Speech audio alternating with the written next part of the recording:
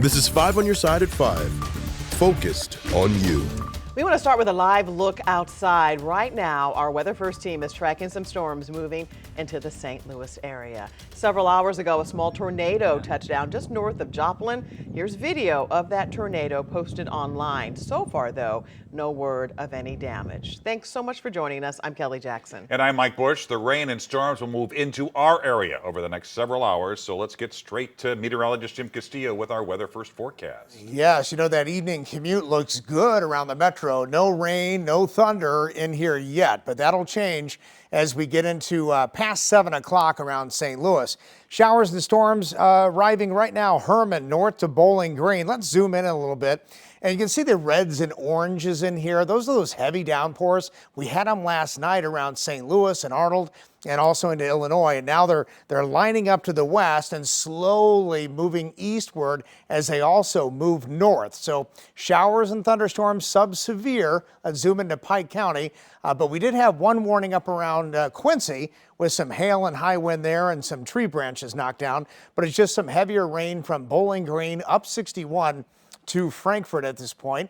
Widen out a little bit. You can see all the way down through Gasconade County. That's a very heavy storm moving into Herman, but again, sub-severe. Expect 40-mile-per-hour wind gust, maybe some pea-sized hail, and definitely frequent lightning. So that chance of an isolated severe cell with high wind and hail will be to the west of St. Louis and west of St. Charles for the evening. So we'll talk a little bit more about the weekend forecast and show you and have another update on the weather coming up in just a few minutes. And of course, our Weather First team updates the forecast online. You can get that by texting the word weather to 314-425-5355. Now to breaking news in downtown St. Louis. After 3 hours of deliberations, a jury found Thomas Kenworthy guilty of murdering a St. Louis police officer. The court clerk read the verdict live on our air less than an hour ago, and 5 on your side's Christine Byers has been covering this trial gavel to gavel for the past 8 days. She's live outside the courthouse in downtown St. Louis with the very latest. Christine. Mike, Thomas Kenworthy stood for several minutes as the guilty charges just kept on coming. And that includes, as to count 1, we, the jury, find the defendant guilty of murder in the first degree as submitted by instruction.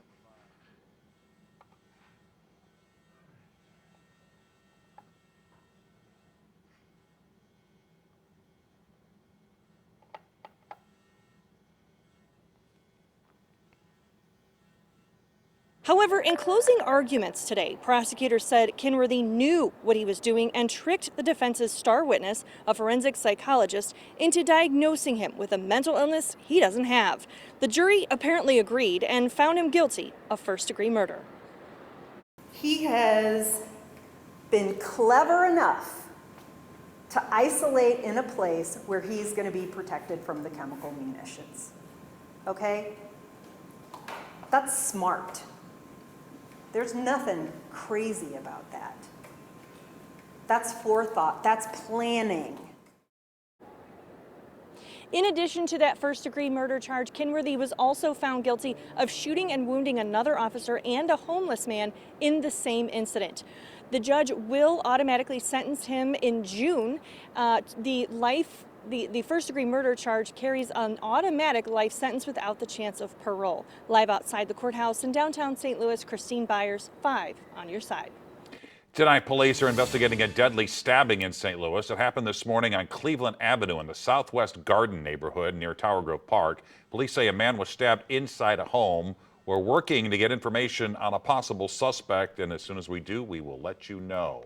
One man is dead and another injured after a shooting at an East St. Louis McDonald's. It happened last night during dinner time, right around 7 o'clock. Tonight, police are looking for a person of interest. Justina Coronel is in the newsroom with details that she has learned from investigators. Mike and Kelly, Illinois State Police say shots were fired both inside and outside of the restaurant. Police responded to the location on 25th and State Street, finding 2 people with gunshot wounds. Now, both were taken to the hospital.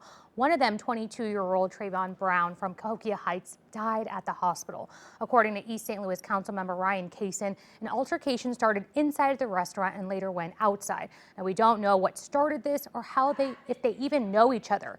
Kaysen has been a council member for 5 years, and the East St. Louis native said he believes the community needs to come together. However, he applauds the police department for taking many guns off the street this year.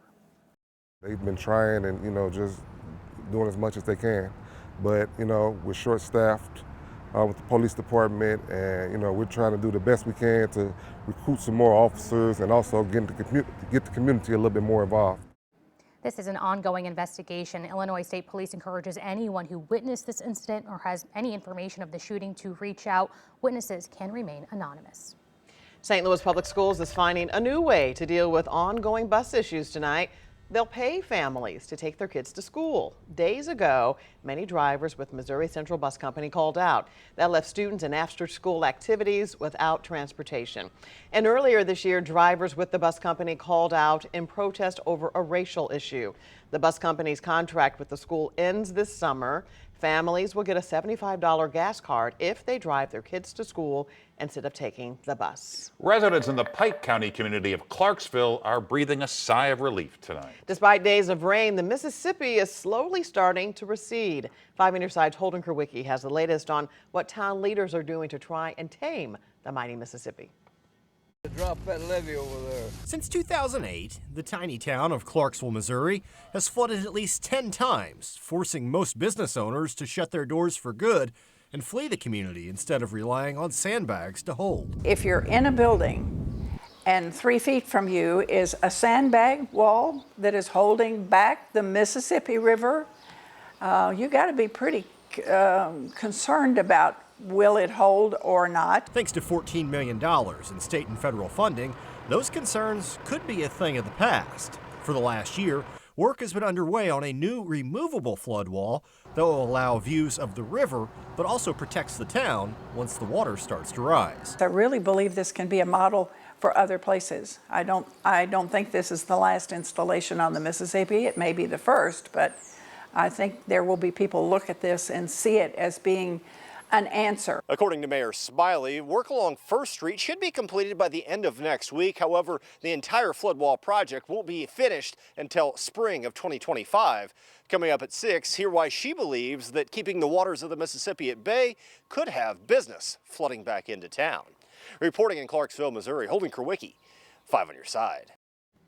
As protesters and police clash at one major university, President Biden publicly addresses the issue for the first time. Joint pain and the weather. We verify whether the two really go hand in hand. Right now, lines are